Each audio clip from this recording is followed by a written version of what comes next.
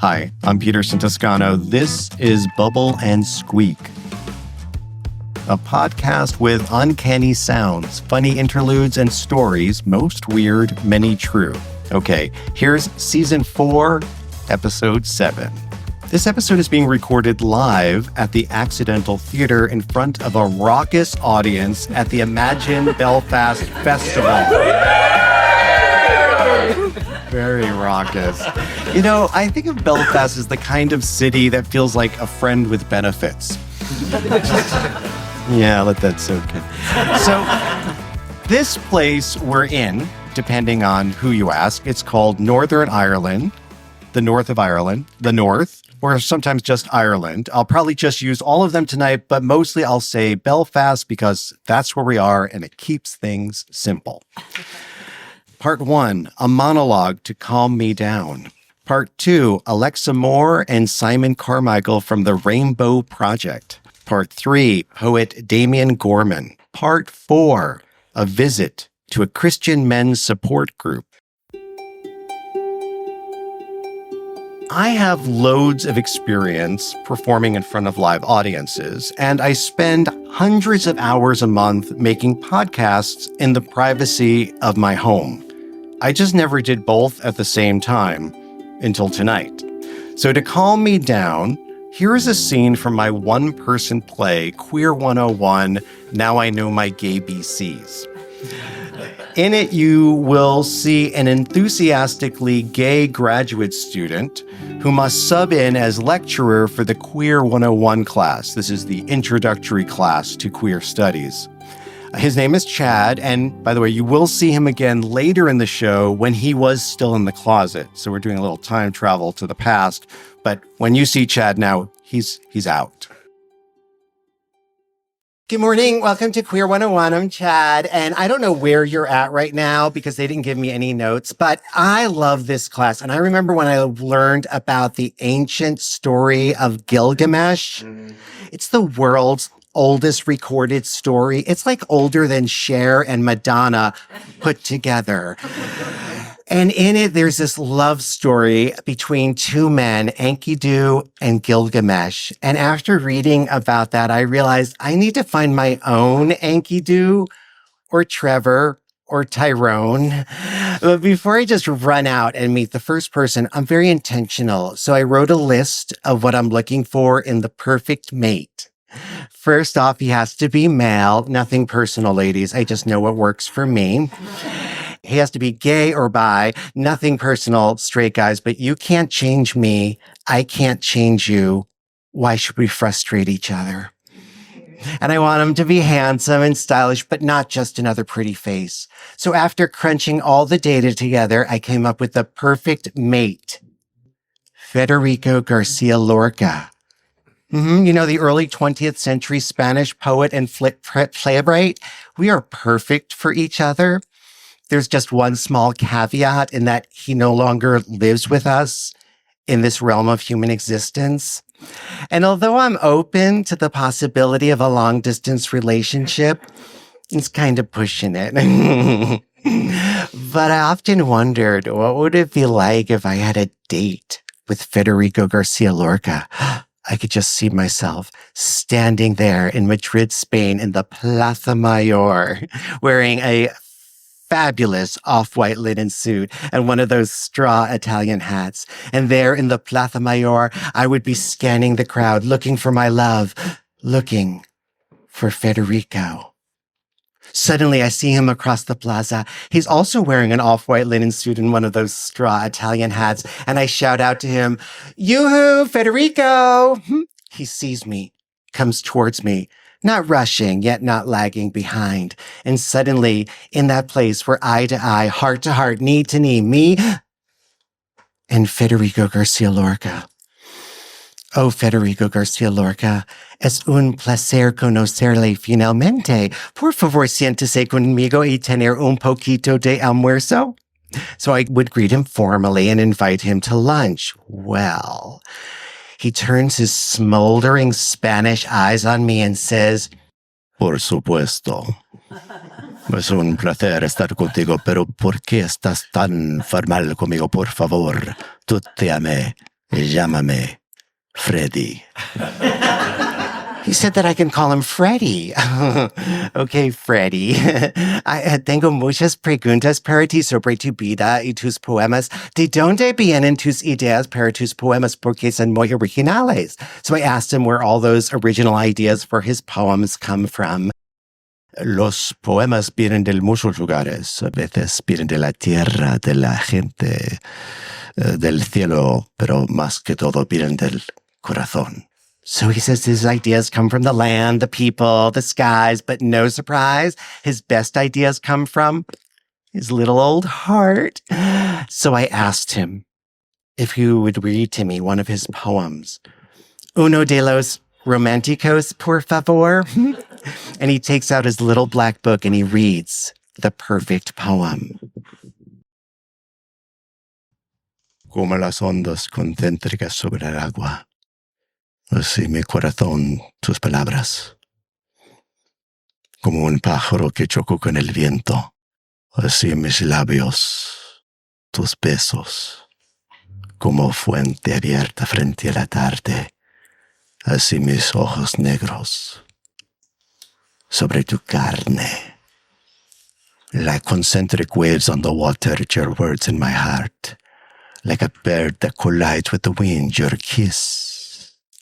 On my lips, like open fountains fronting the night, my dark eyes on your skin. Right? Okay, but the thing about Federico Garcia Lorca, he wasn't just another pretty face. No, because of his strongly held beliefs in the midst of a fascist dictatorship, and because he was openly gay and would not back down, they killed him.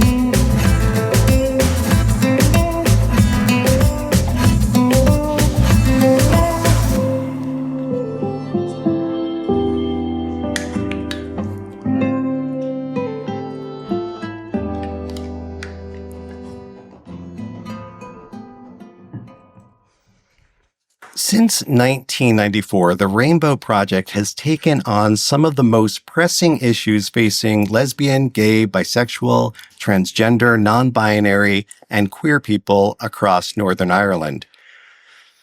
What began as a volunteer effort responding to the HIV crisis has grown into one of the region's most important LGBTQIA+ organizations. They provide sexual health services, counseling, youth work, research, policy advocacy, and support for families. But their work goes beyond services.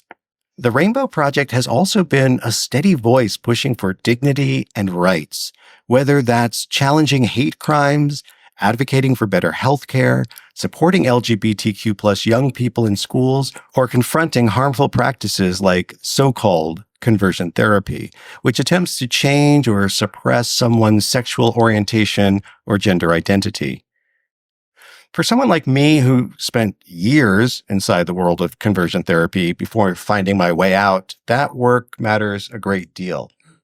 And tonight we get to hear directly from two people doing that work every day. First, Alexa Moore. Alexa serves as the Policy, Campaigns, and Communications Manager at the Rainbow Project, For nearly a decade, she's been active in advancing the rights of LGBTQ plus communities, especially trans communities. Back in 2016, she helped start a youth group for trans young people in Newry, and in 2018, she co-founded Transgender NI, a trans-led human rights organization working to improve gender-affirming healthcare. Before joining the Rainbow Project, Alexa worked with the Human Rights Consortium, researching the impact of Brexit on human rights here in the region and pushing back against attempts to weaken protections. More recently, she has spoken out strongly when political decisions threaten the well-being of trans people. Recently, she campaigned against the ban on gender-affirming care for young people in Northern Ireland.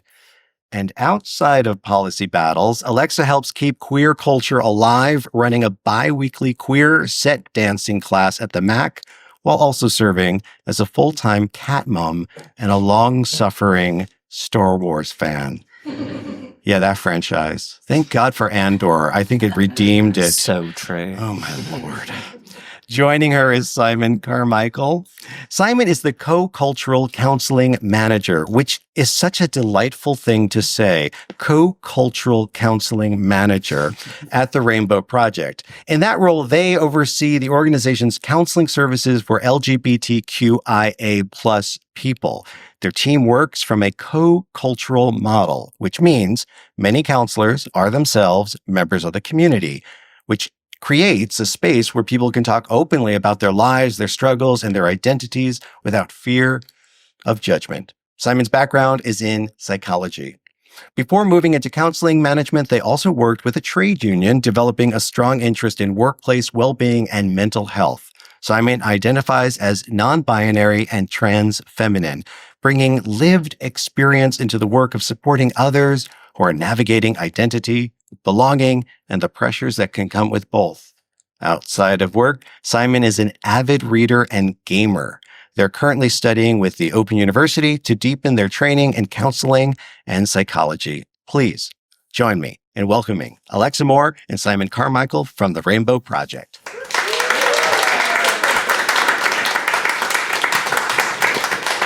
So you seem like folks who have a lot on your mind and a lot on your heart.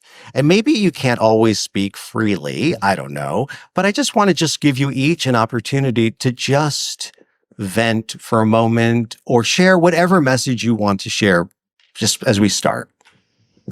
Well, is my boss listening to this? You're the comms manager. Yeah, not anymore. It's a difficult time to be doing this work, I think. It's reflected in our team that a lot of people are having a really challenging time right now. And we know that a lot of the community are having a really challenging time. We've seen the kind of pendulum swing back. We went through a decade or so where there was a significant amount of progress for LGBTQI plus people in Northern Ireland, across the UK, across the kind of the West, scare quotes. And now we're seeing a real concerted backlash to that. And I think that I talk about this a lot, but particularly trans women and trans feminine people in the public sphere are kind of being pushed out. We're being very much pushed to the edges. We see, particularly in Britain, but it will come over here, attempts to force trans women out of their jobs. And so I think when the community are going through a lot of struggles, and rightfully they want their organizations to be doing the best for them, and to be doing as much work as possible and as much, I think that we also have to be cognizant of the impact that has on our staff team. We're majority trans staff now, which is a massive change from, 20 years ago when we were predominantly a gay men's health organization, which is a great change. I think it's really positive. Not, we're not forcing the gays out, but there's so much more. We can't say that. We're not transing the gays, I promise. Despite the accusations. I think that the organization, society, culture has changed so much over the past 10 years. And even within our community, I think we need to learn a little bit more of compassion for each other. And yeah, that's my piece. I think what I would maybe add about the timing of the backlash, that for young people, that is the only context they've known, so for some of us that are a little older, just a little bit older. Not me. No, not you. We've seen 2 steps forward and 1 step back. I find myself saying things are worse now than they were 10 years ago, but they're probably still better than they were 20 years ago.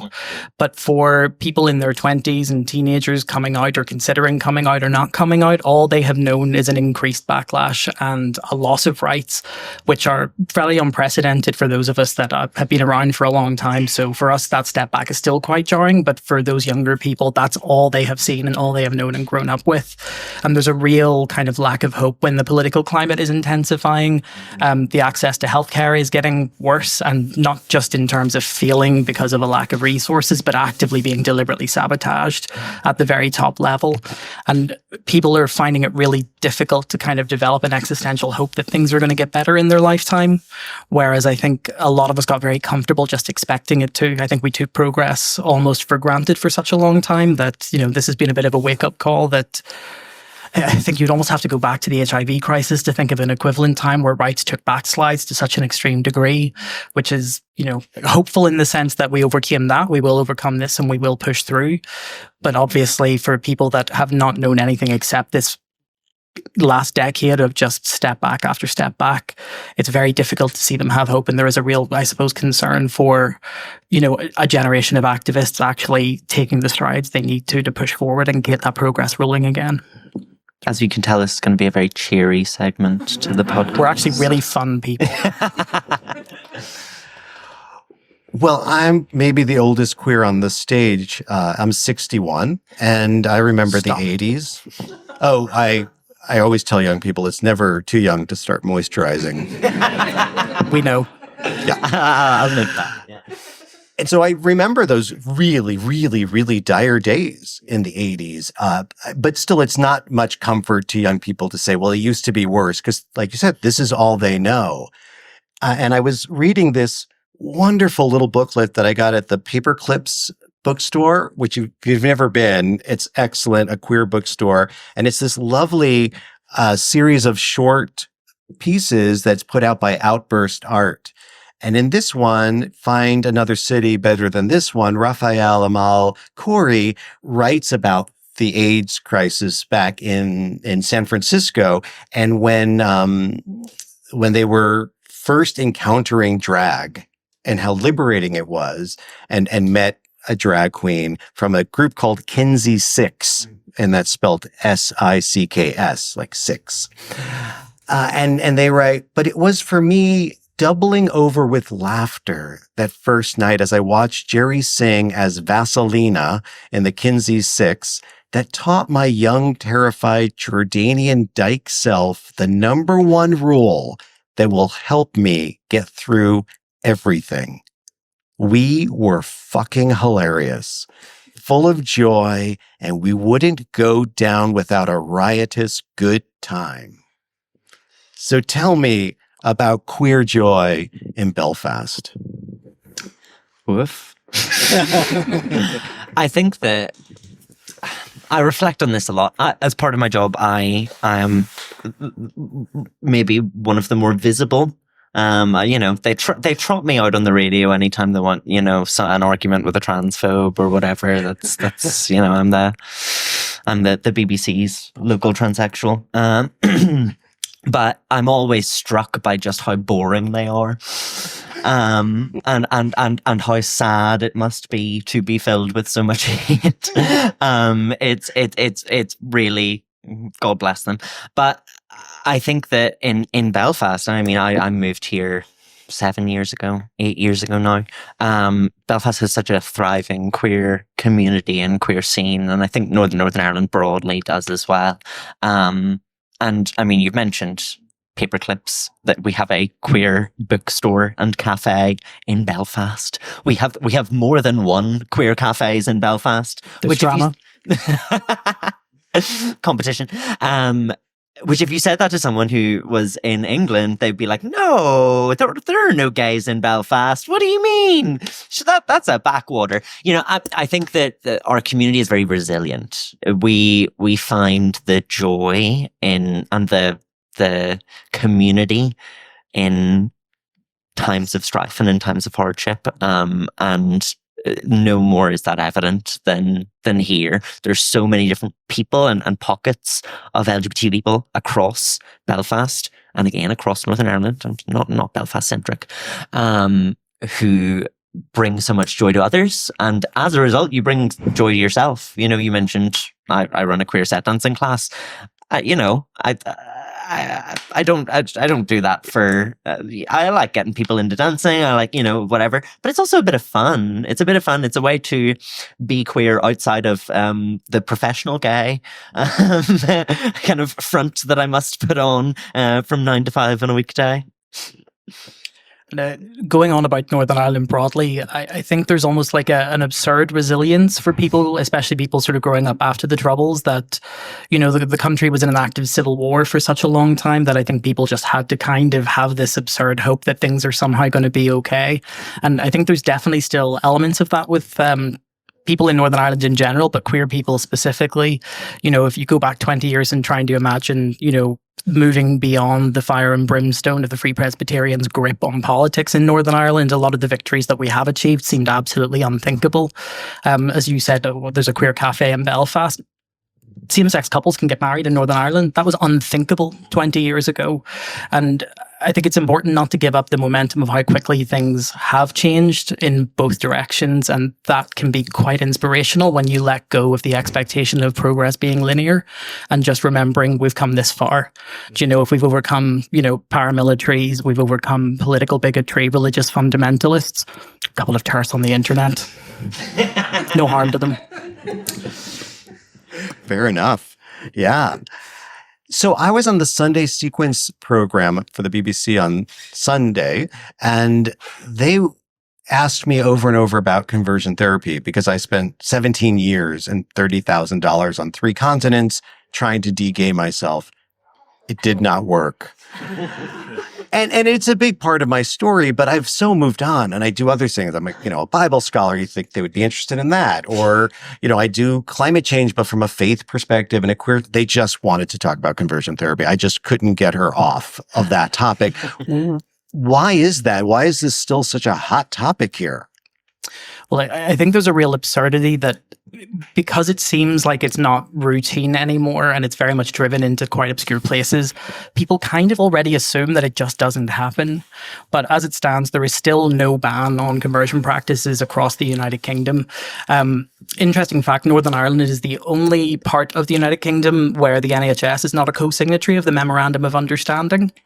And there's no real reason or rhyme given for why that would be, but it does leave a little bit of a strange question mark that, are we just not even aware that that's something that should be happening, or is it so low on people's priorities? I think people kind of presume that because the NHS no longer do it, it's no longer in like the DSM, the ICD, this isn't normal practice, that means it can't happen. I'm about to trash my whole profession here, but counselling is so badly regulated in the United Kingdom, there would be absolutely nothing to stop anyone from just opening up a little office and calling themselves a conversion counsellor and offering conversion therapy, quote unquote, to the general public. There would be nothing to stop them doing that without a full ban. Except probably a gaggle of queers who would not put up with it. Well, yeah, like picketing would be the... I mean, yes and no, though, because Northern Ireland, as it stands right now, we are an exporter of conversion practices. We are a hub in the UK for conversion practices. I think it's a lot of it is, you've mentioned the kind of the evangelical and the grip that has had on our politics and on our society, and that's still there. That it hasn't gone away, and I think that's part of the reason why we are, like, as I say, a hub of conversion practices. There are organizations that are based in Northern Ireland that operate around the world and that try to kind of spread that throughout not just kind of Europe or not just the UK, but, try to sneak into Africa and promote kind of anti-gay laws there. And like, it's an export. It's a big export. And so it's almost why it's more important to have a ban here. You know, we need to, one of the kind of interesting things, so we're working on a ban with local politicians here. Owen Tennyson is bringing forward a private members bill and blah, blah, blah. There's also the UK government have promised a ban, although they've been promising that for about 15 years, and here we are.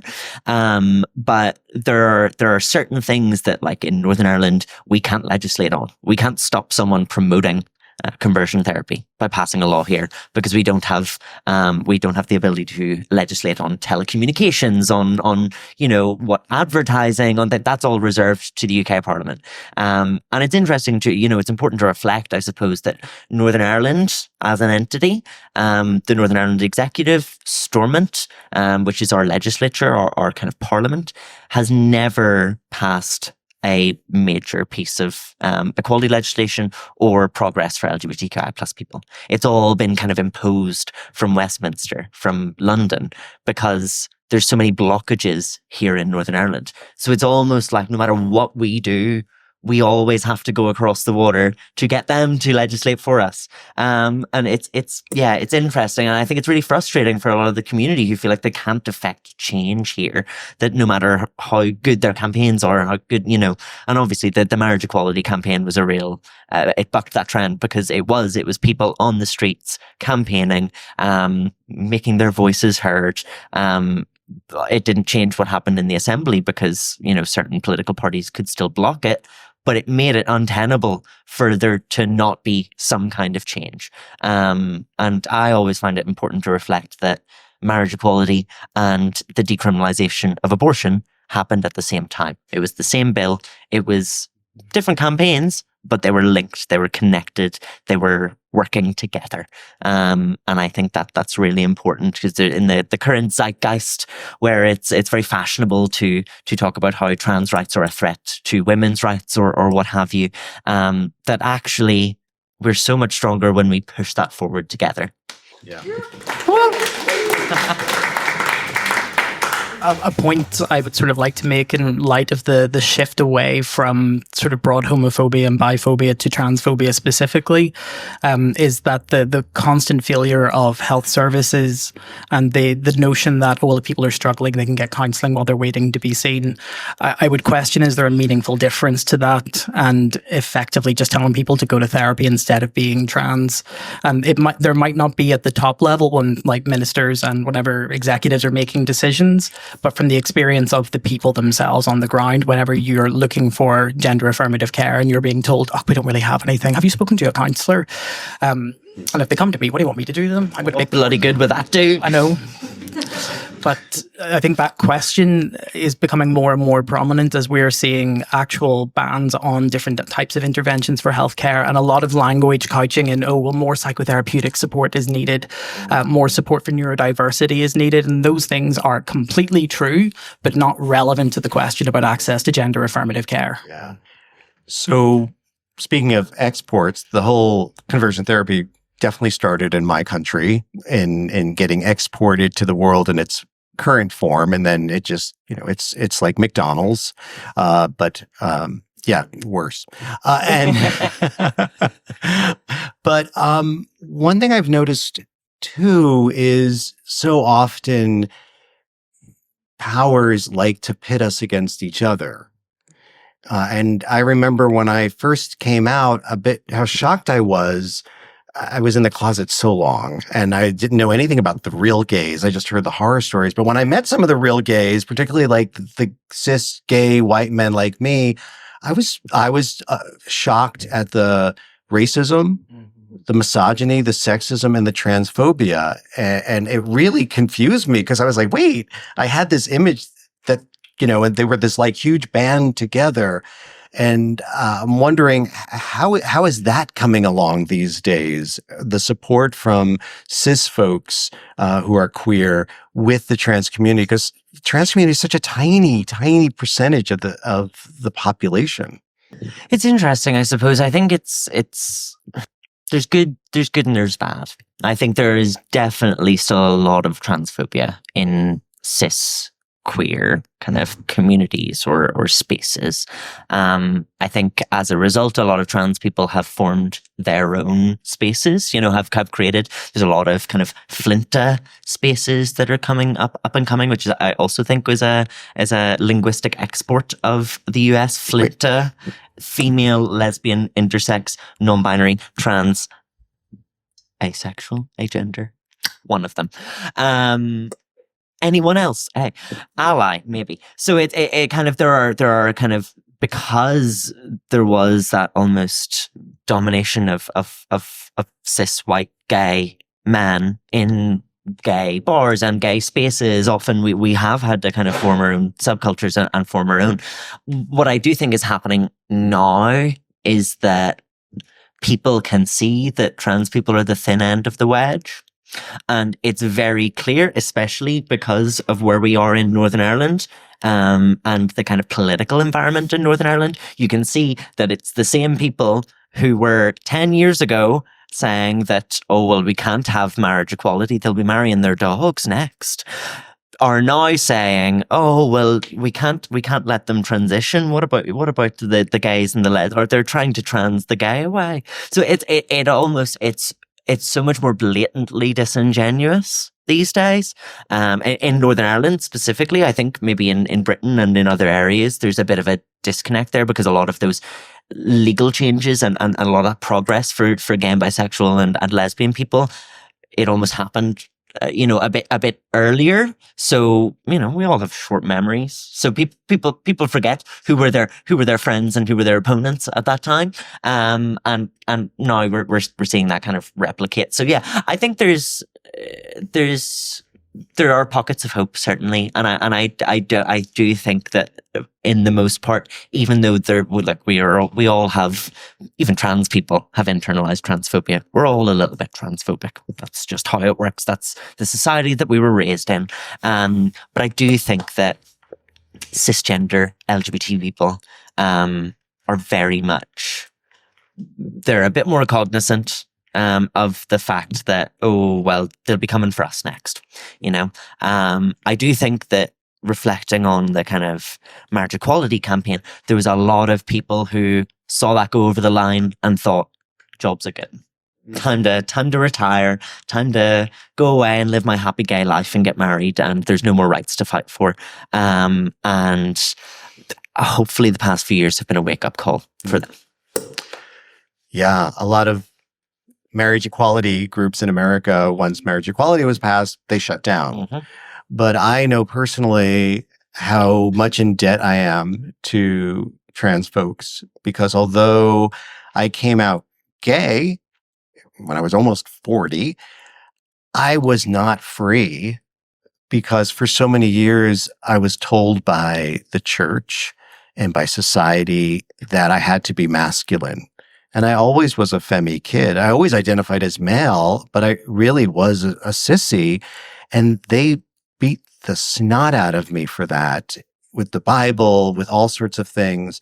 So when I finally came out, I was still very much in a straitjacket, at least a masculine straitjacket. And it was my trans friends who helped me go back in the closet and rescue that sissy boy, because he needed to come out. And that's where my power is allowing that sissy boy to be. And I really know there's such a gift for us to hear each other's stories, because there's deep liberation when we listen deeply.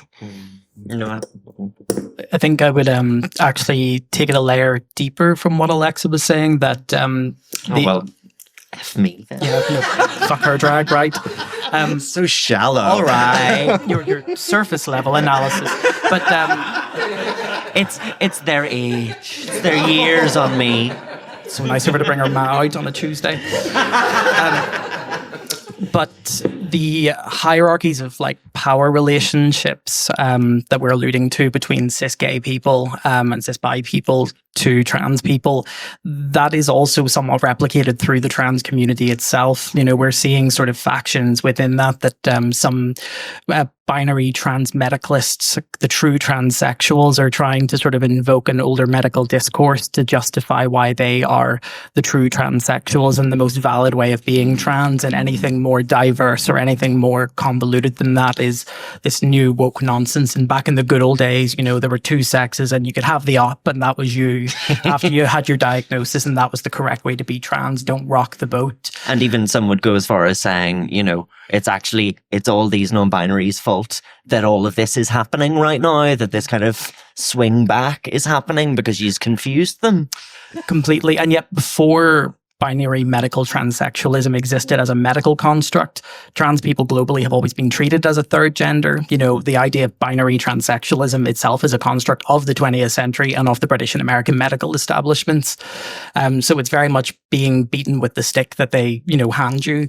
But that idea of like being closer to normal, there are definitely some gay people that very much get on board with that and think, oh, well, if I'm the good, normal gay, you know, like I've got my marriage, I'm emulating heteronormativity enough that like, well, I'm not a threat to the establishment.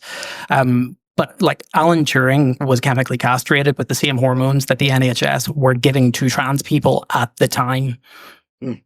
You know, like trans rights are much, much older than gay rights. You know, the first Gender Recognition Act in the UK was in 1970. If they can undermine rights that trans people have had for most of a century, of course they can take your rights that you've had for a few years that they only gave you because daddy over in Westminster told you had to. So those power relationships kind of trickle the whole way through. But at the same time, there's also a very real cognizance of what is happening from some queer people. Like I think it's almost radicalizing some gay and bisexual allies at the same time, that they are very cognizant and think we've seen this before. So going back to what you said and your surface level analysis. No, that was basically what I said, right? Yeah. You all heard, Simon just repeated me. I don't get it. But yeah, but exactly, there is that kind of hope and that sort of solidarity and that kind of acronym all coming together. You know, like we all fought for each other historically, and if we stop, obviously we'll be all eaten alive. You know, the leopards eating faces part of allegory. Yeah. It's that gives me hope in that I know that when the pressure's on, people often, that's when they band together. I mean, I kind of missed a little bit of the oppression because the gay bars were more full. I don't know. People were just kind of connected more brunches, all kinds of stuff happening. Exciting. We're becoming countercultural, darling. You know, we were cool for too long, and now it got settled. Yeah, so it's good. Shake things up, but they forget we are a force to be reckoned with, and we've got some deep, deep queer DNA and ancestors who are cheering us on. I want to thank you so much for being in on Bubble and Squeak. I may bring it back a little bit later if that's okay. Absolutely. We would love to come back. Thank you so much. Please, let's give it up for Simon and Alexa.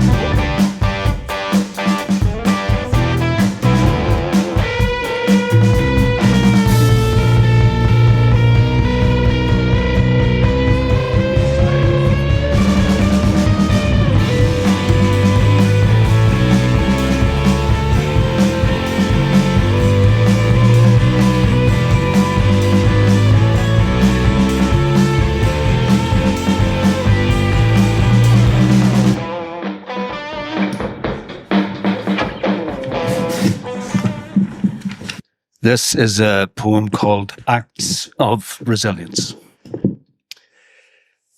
If you're lost, if you're out of your depth, if you cannot explain yourself to yourself, if you're too tired to sleep, too tender to touch, and if even a little is much too much, if the trails to what's sweet have all grown cold, or you're full of fright like a falling child, then the thing is to act as brave as you're not. Act like your life depended on it. Act like a child who is simply free. Pretend you're as big as the shadows you see, and borrow from dreams that you've had, and you will. Gather the pieces. Know you are whole. And this second poem is a poem looking to the future of Northern Ireland, and it's called If I Was Us, I Wouldn't Start From Here. Especially in a broken home like ours, where broken floors and windows feed the cold, each generation has a sacred task to tell a better story than it was told. For we are reared by stories in such places, clawing through the bitter draughts of these for something we can truly get a hold of that seems to help us off our shattered knees. And the kind of myth my generation supped was, we have better heroes than they've got, for ours are much more decent, to a fault. And if we've a rotten apple, they've the rot. Our steps now are at best precise and formal, like dressage horses, going nowhere well. Our peace, a thing we part-baked in the 90s and left to prove and got used to the smell. And yet, even in this half-peace we are living, where death is only half dead, I am sure that we could learn to change our tunes completely. But if I was us, I wouldn't start from here. If I was us, I wouldn't start from here, for here's a swamp we've stood in for too long. We haven't kept our heads above the water and haven't seen a thing where we have gone, and we should fly now, frightened for our children, kick off the bottom, rush towards the air and break the water into a different daylight and gasp and say what we can see from there. For especially in a broken home like ours, where broken floors and windows feed the cold, each generation has a sacred task to tell a better story than it was told. A story made as honey is in bees from things that we have found outside ourselves. That's me 2 poems to start off.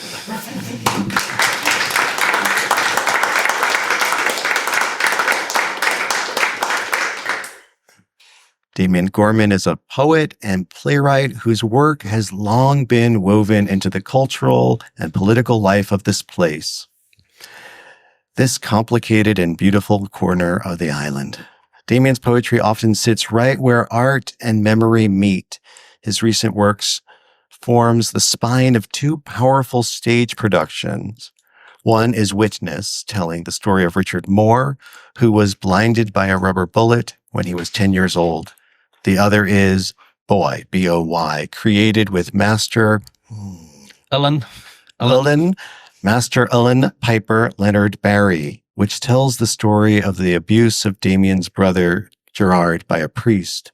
His selected poems and memoir is called As If I Care. Alongside his work as a writer, Damien recently took on a role as head of peace building at the charity Children in the Crossfire. Please welcome Damien Gorman.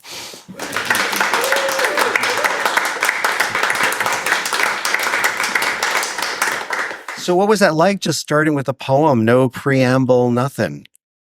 Well, my best friend is sitting in the audience, and I told him that was happening, and he was delighted. He says it usually takes me a week to get through the trails to the starting point, so Sean was very happy to hear that. Well, I don't know. A poem, I suppose, should work through music. I say this to people who write poems sometimes when I work with other people who write poems, that we should actually lead with music. We're not philosophers, or we're not people giving lectures, or we're not ministers or anything. We're musicians. Like, we're people who believe that the word if we breathe into it in a certain way, can actually rise up off the ground. That we can breathe music into the word. So I mean, I shouldn't need to have all these trails to the starting point, because the thing should take off the ground because of the music. But I'm flawed, so I do. Yeah. And your art, I'm admiring it because it has activism as part of it. And I would say probably feels like in the heart of it, it's almost prophetic. The things that you're saying, you're seeing, you're witnessing. Your poetry is very much about important things. And I'm wondering, how is that for you as a poet? Because sometimes art and activism are at odds with each other, in that if the message is too strong, for me at least, I've seen that it can become just didactic and it loses its music. Mm-hmm. Or if it's so artfully done, it might be too subtle and it misses the message and it might need more preamble. What has your experience been of that, and how have you wedded the two so beautifully? Well, you see, it's all the same thing to me. I think of the arts as affording people somewhere to go. I mean, literally, like you go to the cinema, you go to hear some music, you go to see a play. So it gives you somewhere to go in that sense. And of course, I mean it metaphorically as well. And having grown up in a place where there was man-to-man marking, and I use that gender-specific thing, like we were at that in my lifetime, we were keeping each other stood still. And movement, was only a fairly recent thing, and we would even mark the illusion of movement. Oh, they're doing something there, stop it. So, growing up in that environment, the idea of the freedom, it's an act of freedom. It's an act of rebellion to me, that you write what your own wee devil bid you. Nobody says to you, don't you be fucking writing that. You write what your own wee devil is saying. Rhyme this thing, go to that place. Trust, I describe writing as chancing your arm. My arm, if I chance it, if I open the valve between my heart and let it come down the arm and out, my arm knows things that I don't know.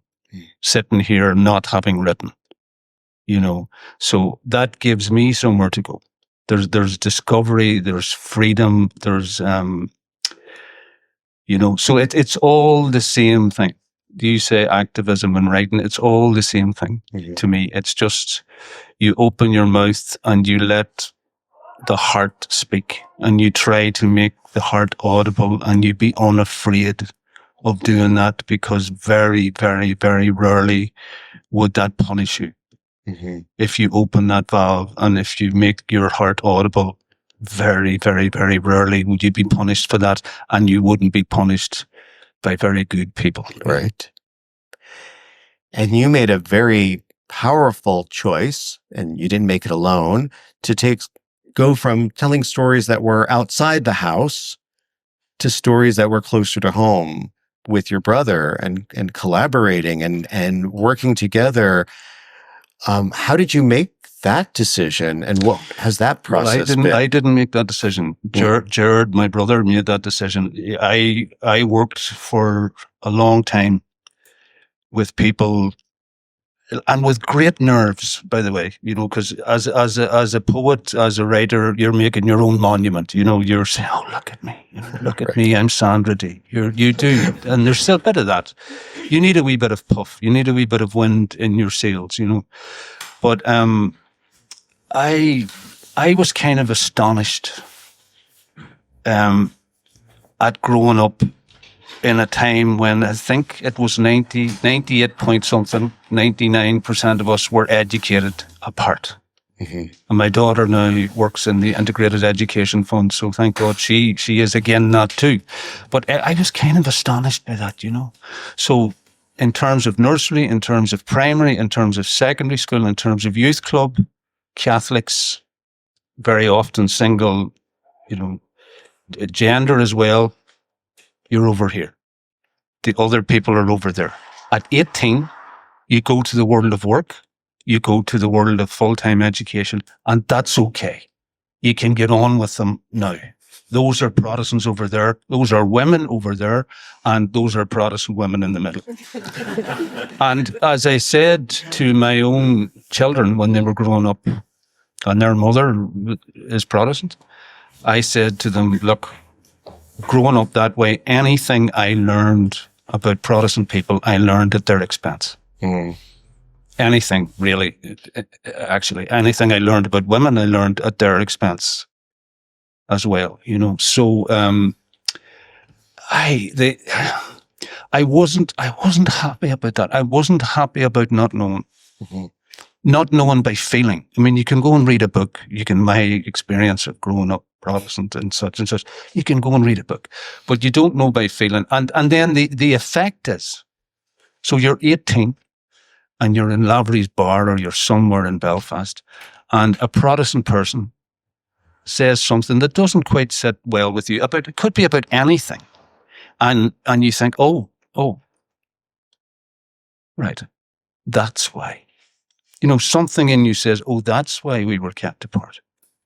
And then there was a ridiculous I don't know if this will make any sense to anybody. One of the things that I'm very ashamed of is my own sectarianism, you know. And I carried a particular thought for many years, you know, even when I was writing, even when I was, you know, engaged in acts of discovery through writing. And it was this. And I don't know where the fuck it came from. They're not as warm as us, Damien. They're not as warm as us. They don't kind of hold each other the way that we hold each other. There's a kind of a coldness there. They're just not like us, Damien.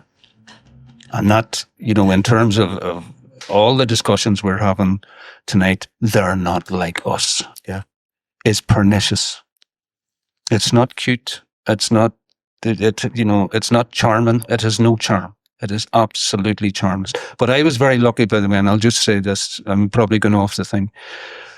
You mentioned that I'm head of peace building. Wow. I'm going to get a hat made that says HOPE, head of peace everywhere. But I'm the only thing that I bring to that is a thing that my mother modeled. And I was saying this to somebody recently at Carmichael, and it's just true. My mother made no difference between any two people. And she didn't accept any of that shite. That any two people have somehow or other different atomic weights or are more important as they walk the earth than each other. She just didn't believe that. So, as I've said before, there were people in our town who were odd. Right? There was a guy who thought he was Neptune. Right? Like, I'm from a wee seaside place. You'd meet this man on the street. How are you doing, Mickey? I am Neptune, Lord of the Sea. Right. He's Neptune. There were all kinds of characters. There was a guy who looked strange. He just looked strange, and he was beaten up by his own brothers because they thought he looked strange too. There was a guy called Mickey Ride the Dog. You can work out yourself why he was called Mickey Ride the Dog. Whether there was any truth in that or not, I have no idea. Poor Mickey. But here's the thing. Poor dog. You would come home from school. My mother would have the ironing board up. And you'd come in, fling your bag. She would be talking to Neptune, except she knew his name. And she would be talking to him like a human being, and he would be responding to that. He would be drinking tea, and he'd be saying, you know, Mrs. Gorman, isn't that terrible what's happening? And did you hear such and such a thing? And you're thinking, Jesus, Neptune's talking about the news. Neptune's talking like anybody else, you know. And that was her way. And I noticed that. And I thought something in me said, that's the way to go. That makes sense, you know. I'm hearing two strong themes coming out tonight. And one is all the ways that we have been miseducated and the messages that we absorb about ourselves and other people that have to be exercised in a way. Or, some years ago, I wrote a play called The Re-Education of George W. Bush, No President Left Behind, during the Bush administration. But I wrote it for progressive liberals who thought that if they just didn't like Bush, they weren't like him. Yeah. But the reality is we're all raised, at least in the United States, to be homophobic, to be sexist, to be classist, to be violent. That's like we're raised, and it's not like our parents made that choice. There's so many messages. And part of becoming a healthy adult is to unlearn those things and to build new relationships. And you as a writer, you have the privilege of writing and thinking, because writing is a way of thinking in a new way, of exploring ideas. So many writers, they come to better understanding of things, obviously through relationships, but also through their writing, which is why I just think it's so critical that everyone does some creative writing, because it helps people to think clearer. Mm. I don't know what your thoughts about that. Well, I'll tell you something you're making me think. So I have had the enormous privilege of being beside, like, I'm older than you, thousands of people who have decided at some point to take their stories from the inside to the outside. Mm-hmm. And I've been involved in being at their shoulder, not franchising a particular way of doing it, I hope, but just trying to encourage people not to be afraid of doing it, that there is an absolute entitlement to do it. And some of the people are here, who are writers in their own right. And it's a huge privilege to be able to be involved in that. But there's a thing that I tend to ask people at the very start. Not as a cute thing, as an actual question that there is no right or wrong answer to. And the question is this: do you think that it matters to the world if you fire on your creative engines or not? Is the world implacably indifferent? Is that just a fact? Or do you think it matters outside of you? And it's interesting, people find it a very difficult question, does it matter? Well, it matters to me, or it might matter to somebody, or some people, they kind of answer it in a passive voice or in the third. But do you think it matters to the world that Peterson, that Shirley, that Damien, that Mary is firing on their cylinders? Or not? And, it's not to wrong foot anybody. It's to try and advocate, that, because actually I can say to people, it matters to me. It matters to me if you decide to always hold yourself back from doing that. There's a time not to write. There's a time not to sing. There's a time where silence is protective of you. There's a time when silence looks after you. But if you were always to hold yourself back from that, my attitude is, look, if you imagine that at this stroke of time, the world is a particular color. Well, if you're somebody who is saying, I am never going there again, I am never opening my throat fully again, I'm not doing that. I would say that color is slightly more anemic, is slightly less vivid, is slightly less rich because of that, because you're deciding to do that, But yourself, like so many people think, it's not for me to do. That is not for me to do. I should be miming in the corner. There are certain people who are blessed, who are sovereign, who are elect in some way to speak about their journey, to reflect, to say what they see out the window. And there are certain people who are not to be doing that. One of the most powerful slogans of the HIV/AIDS crisis is silence equals death. Yeah. And I believe we're in that time again, that silence equals death. There is lots of truth to be spoken and witnessing and revelation. Well, tell me something, just if I could ask you something. Now, we're getting our Trump, so to speak, at a distance. We're getting it at a remove. There's a big, big sea between us, and we get it on the news. But to live on the same bit of ground where somebody is like the things we're talking about words mattering, about making the heart audible, about saying what you see with as much clarity and distinction as possible, and that somehow matters.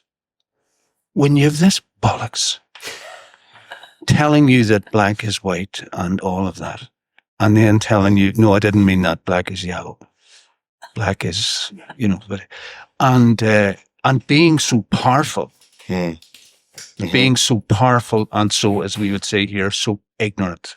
I mean, is it difficult to know what to do? Is there a sense of people who oppose him gathering in any belief that they can gather effectively? Or is it just, we'll see this few years out and it'll be somebody else? The second administration was very different from the first, how people responded. I think people recognized right away that he's itching for a fight. He wants protests that are big so he can clamp them down, because we have entered a fascist stage. We are in a fascist state at this point in the United States, and any opportunity to disrupt the order of democracy and rule, he and his people are looking for those opportunities. So I think activists understood right away, we need to tread carefully here. And there has been a lot of scrambling at first. People had no idea what to do. And slowly it's coming together. The big change was in Minnesota. The activists in Minnesota were so disciplined and so relentless and so able to endure that freezing cold. It was so cold. It was like -10, -12 Celsius every day. It was incredible. But they were relentless and they were disciplined. And that gave a message to a lot of people. And through that, a singing resistance movement has started and has popped up all over the United States of people learning very powerful, moving protest songs. Yeah. We are having these No Kings rallies, which are filled with this strange mix of rage and mirth. Yeah. But people recognize, though, this is a powerful force that is not going to go away lightly, and it's going to probably cost blood and lives to stand up to this. And I believe there's a calculation. Americans are funny. We take a long time to move. And we love our comfort and security. And so I think people are sitting on this calculation. Do I step up and put myself in the line or not? It's another way of saying, are you voting for this or not? Yeah. So I think we don't know yet what's going to happen. There's lots of good stuff happening, but a number of people will have to make that decision. Do I put my body on the line? It worked magnificently in Minnesota. They stared down that opponent and they relented. Can we replicate that? And in this time of social media and false, fake news, can we find ways of building community and being disciplined to do the kind of peace work that's needed? We don't know. And gosh, everybody has guns too, which doesn't help. Yeah. It's not, it isn't a body on the line thing, but I see people putting their art on the line, putting their music on the line. You mentioned my friend Leonard Barry, who did great Ellen Piper. And So we were supposed to, boy, you mentioned, we were, there were powerful friends in the arts world of the northeast of the States who wanted to bring that show over to Boston and New York and Portland and all that. But Leonard, so that's still being talked about, but Leonard was supposed to go and do a 4-week tour. And he was telling me, he wouldn't mind me saying this, he was telling me his agent rang him and said, Leonard, did you sign a thing about, he says, I know what you're going to say. I signed a thing about, which was anti-genocide. He says, yeah. What was it? And he says, well, it was the musicians of Ireland were opposed to genocide, and we organised a concert. He says, yeah, it's flagged up on your visa application. Yeah. And Leonard says, well, what does that mean? And the agent says, probably about $2,000, in the sense that we'll probably get around it, but we're going to have to get a specialist lawyer. You're going to have to fight it. We're going to have to do this. So that's because of organising an anti-genocide concert. I suppose the only thing I hold to, or one of the things I hold on to, is, it sounds like a slogan, but that light is stronger than dark. And to me, light is not a see-through thing. Light, the type of light that I'm talking about, is kind of thick in the way that a river is thick. And it builds, and I suppose we all can contribute. There are little tributaries that gather up somewhere. And that, by the way, that idea that the small tributaries of our individual lives have a point of confluence somewhere. You see, one thing that I think we got wrong as artists is accepting that everybody believes that. And not everybody believes that. And that idea needs represented and strengthened and, put in front of people. Because people, I don't think accept that just automatically anymore. Thank you. I wish we could talk all night. We've got to move on. Unfortunately, that's the problem with the show like this. But thank you. Grant, thank you. Thank you. All right, Damien Gorman.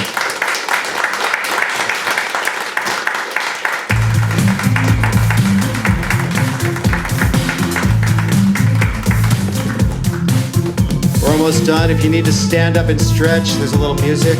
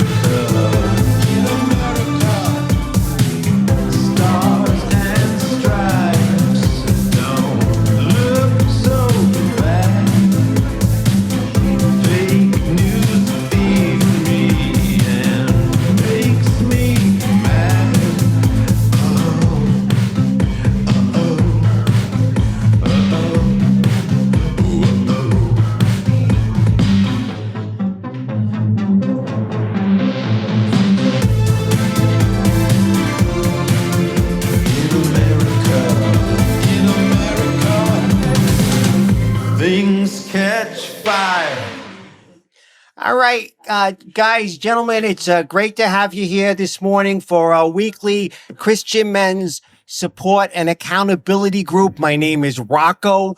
So excited. We got a lot of new people here that I've not seen. So this is how it works. This group is all about men being vulnerable in Jesus. Because, we often we're like little, we hold in like a lot of stuff. We need to learn how to be vulnerable with each other. So we're working towards a place that we can confess our sins one to another. Like it says in Timothy, it's going to take years to get there, but we're taking it in little baby steps. And this morning, what I got for you, I'm going to ask people to share a habit you have. It doesn't have to be a bad habit. You don't have to even call it a bad habit. You don't even have to say it's, you want to stop doing it. You're just going to be revealing something about yourself that you have a habit. And when a guy does that, we want to affirm him. So I'll give you a chance after the guy shares his habit. If you also have the same habit, you're going to raise your hand, all right? So that he sees he's not alone in that. And maybe you don't have that habit anymore, but you'll raise your hand. Or maybe, you never had the habit, but you don't want him to be alone, okay? And so that's how it works. And I'll do it first so you understand. So my name is Rocco, and I got a habit. Well, my wife thinks it's a bad habit, but I don't know. It's nothing big. I always leave the toilet bowl seat up, all right?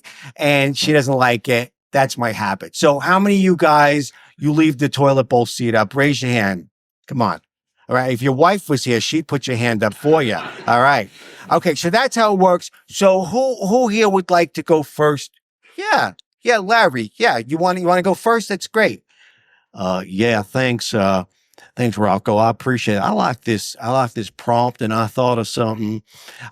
For my work, I got to get up early, and that means I got to go to bed early. But what always seems to happen is about 9 o'clock, I get a ping on my phone, and I, respond to a message, and next thing you know, I'm on the Facebook, and I'm on the TikToks, and then I go down some rabbit hole, and before you know, I'm places I shouldn't be. It's 2 a.m, and it's a big mess. And I know I shouldn't do it. I keep saying to the Lord, no, I'm going to stop. I'm going to stop you right now. All right. Because we're not doing that this morning. We're not doing that. We're just saying what it is. And that was very courageous. All right. So thank you. Who can relate with Larry that you're online too much, too late, maybe looking at things you shouldn't do? Yes. Yes. Some of you, this is a dead part of the crowd here. I don't know what's going on. Yeah. Okay. Thank you. Thank you. That takes a lot of courage. All right. So who's next? Yeah, Chad. Now, for you new people, you should know Chad is our most faithful member. I don't think you missed a single session, right? Oh my gosh. I would never miss this group. It is amazing. I love being with strong men of God. It's been so amazing for me. So thank you. Thank you, Rocco, for that. That's a great prompt. And it's funny, you don't realize what your habits are when you live by yourself, but as soon as you live with somebody else, it can pop up. And those of you who are part of the group, you know that I recently started living with Claire. She's my wife. She put a ring on it. And it's been 2 months and it's going really well. Okay. Really well. But things come up, and turns out I have a habit that I didn't even notice. Every night before I go to bed, I undress and I just leave my clothes on the floor. Because I'm tired, and I put on my pajamas and I go to bed. She doesn't like it. Says it's very untidy. But, the next day I just put it in the hamper. I'll just wash them myself. But anyway, that's my habit. All right. That's actually a very manly thing, right? You guys, right. Come on. How many of you leave your dirty clothes around, your dirty underwears? Raise your hand. Come on. You leave your clothes around? Yeah. Okay. Yeah. You're doing good. All right, Chad. Thanks. All right. Who wants to go next? Yeah, you're a new guy. I've not seen you before. Listen, you don't have to do the habit thing, but, just say your name, where you're from, a little bit about yourself, okay? Und yeah, my name is Adolfo. I come from Europe and visiting, yeah. And no, I actually thought of something about a bad habit, yeah, and that I have one. No, it's not a bad habit. It's a habit, right? We're saying just a habit. I liked those very hard candies, those sweeties, the red ones. I love them. I will have them after lunch, and I eat many of them throughout the day, which I know is not good because I actually have a very healthy diet. I'm a vegetarian, but that's my habit. I eat lots of the sweeties. Yeah. All right. That's all right. I think a lot of people can relate. How many of us can relate to eating too much sweets or maybe other junk foods? Yeah. Okay. Thank you. It's great to have you here. All right. Who wants to go next? Yeah, Adolfo. Und I'm wondering, could I go maybe one more time? I thought of something else. Sure, you want to go again? No problem. Well, this one I've had as a problem since I was a little boy. I don't know. I bite my fingernails. Yeah. Which I know is not good because you can get an infection, actually. But my mother, she hated it and she would yell at me and she would say, Adolf, Maria, Hitler, stop biting your fingernails. What are they going to say in the military school? But I still have this thing. So it's a habit that I have. Okay, so wait. So is it Adolfo or is it Adolf? Adolfo Hitler, Adolf Hitler, it doesn't matter. Okay, well, so who can relate with Adolf Hitler here that you bite your nails? And if you bite, I don't bite my nails now, but I used to when I was young. Anybody? Yeah. Okay. All right. Yeah. That's a common one. So who wants to go? Yeah, Adolfo. Once I'm wondering, could I do one more? I just, it feels good to get it off your chest. You're on a roll. Go for it, Adolfo. Well, this one is rather strange. I don't even know how it started. It may have been just a joke amongst the guys, but yeah, I have this habit. It is genocide. Yeah, this is my habit. And I don't even know why I continue. It doesn't spark joy. Yeah, but this is my habit. Yeah. Okay. All right. Who here can we relate with Adolfo, that you've committed or supported genocide? Or maybe your tax dollars or your government?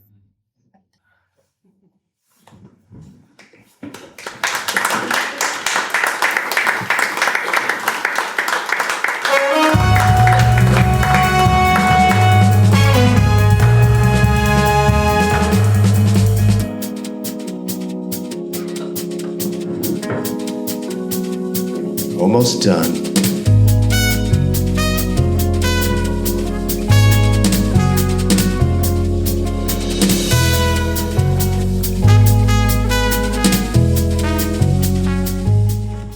Well, Belfast, you have been Bubble and Squeaked. Many thanks to our guests, Alexa Moore and Simon Carmichael and Damian Gorman. Thank you to our light and sound tech, Martin Price.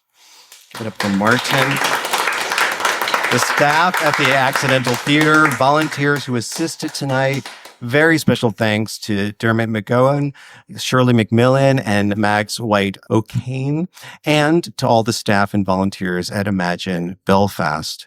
Bubble and Squeak is written and produced by me, Peterson Toscano. Music comes from Epidemic Sound. I mostly make this show for myself. Oh, and for my friend Lucinda, whom I first met in 1985 when we were young evangelical Christian missionaries in Quito, Ecuador. Back then, we believed we knew how the world worked. We've grown up since then. You can find me on TikTok, Instagram, and Blue Sky, or just walking around Sunbury, Pennsylvania. Oh, and this week in Belfast. Thank you for listening. Thank you. Let's bring up our guests.